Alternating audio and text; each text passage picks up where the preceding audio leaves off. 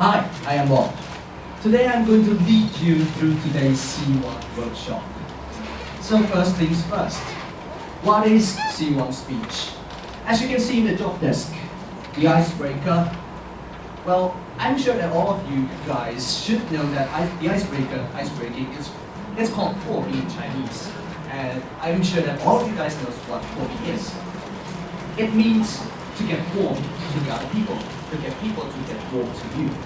In other way, it's called self-introduction. So, why are we going to do a self-introduction in the first ever speech? Of course, because it is the very logical first step to start your journey in Toastmasters, because it's your very first speech. So you need people to know who you are by showing in your first ever speech.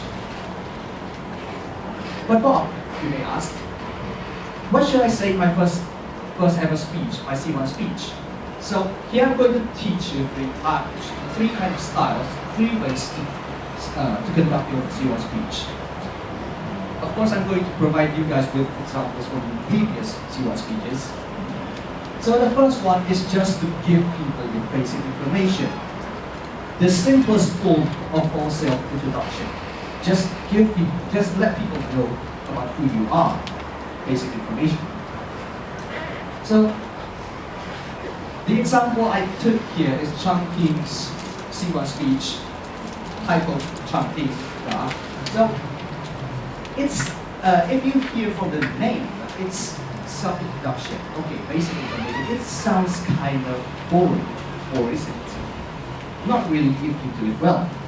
Changping uses a lot of puns and jokes, and his way of delivering the speech is actually very interesting.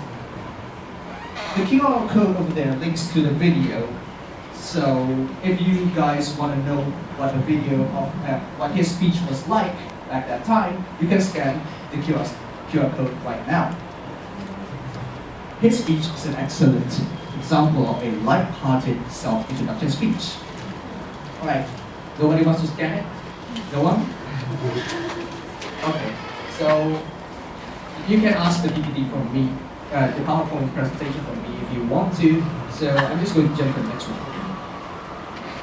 The second one is to tell people of your past experience. Of course, it's kind of like telling people about your story, things that happened in your past, things that happened which made you the you today.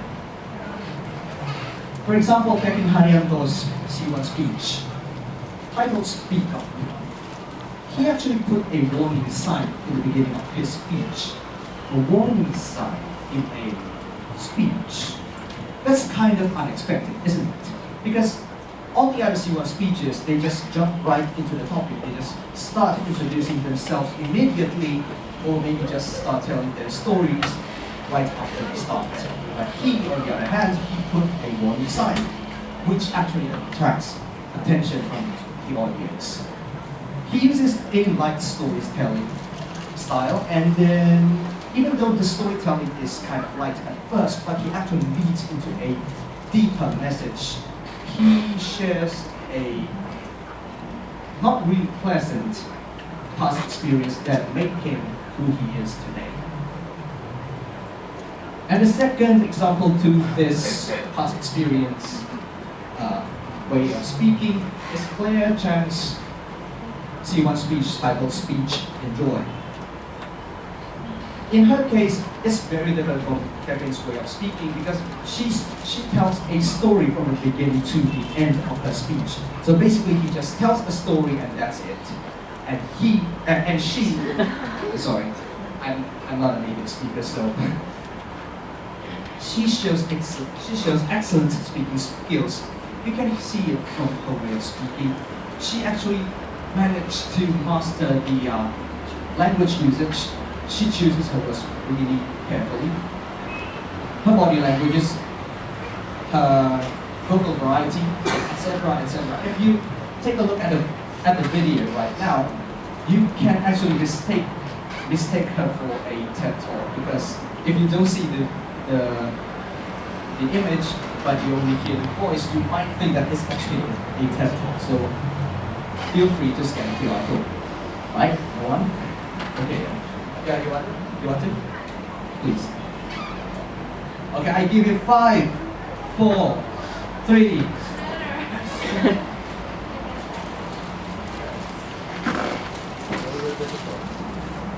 Just take a picture of it first if it's you.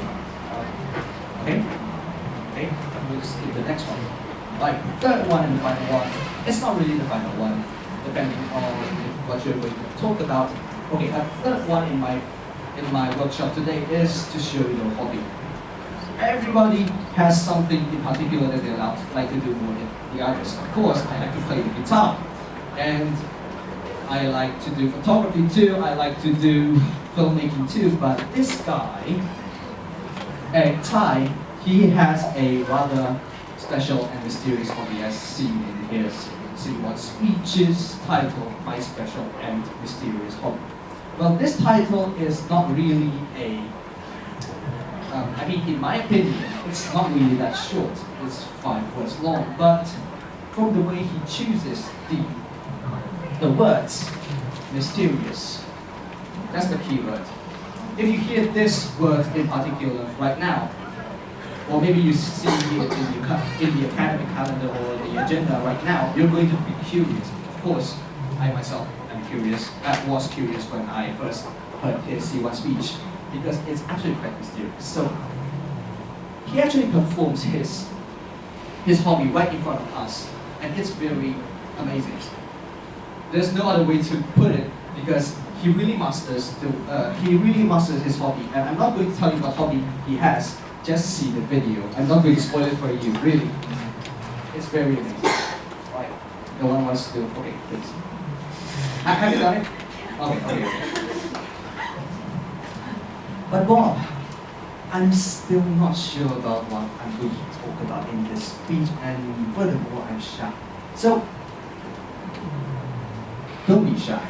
In Toastmasters, we have an old saying: to start, you don't have to be good, and to be good, you have to start. You might have heard this a million times before, but trust me, especially for newcomers, this is very important. I like to play the guitar. If I, for example, want to master the guitar, but I never played it once in my life, how can I master it? But if once I start, I'm not going to be good, like, immediately. I need to practice more.